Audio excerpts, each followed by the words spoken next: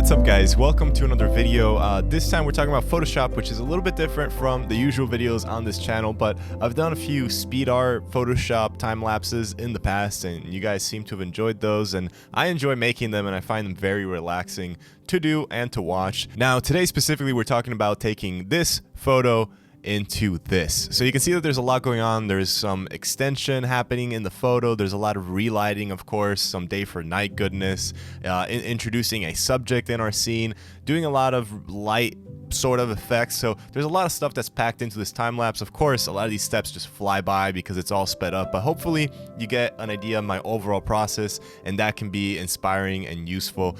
So without further ado, here is the speed art time lapse, whatever you want to call it. Enjoy.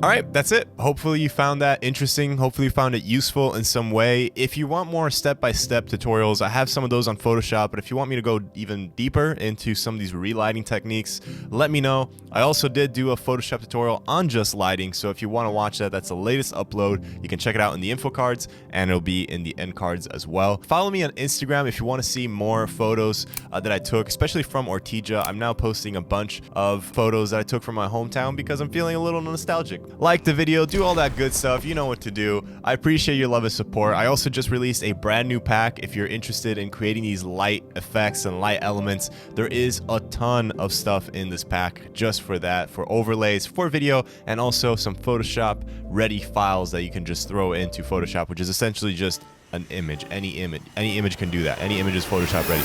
But I like to say that because it sounds cool, it sounds fancy, it makes the pack sound like Photoshop ready. You know what I mean? So there you go. Check it out. Support the channel if you are interested in buying the product, because I really did put a lot of time and effort into this, and I think you will find a lot of value out of this pack. All right, guys, that is it. That is all I have for today. Thank you guys so much for watching. My name is Chris for Kriscoart, and I will see you next time.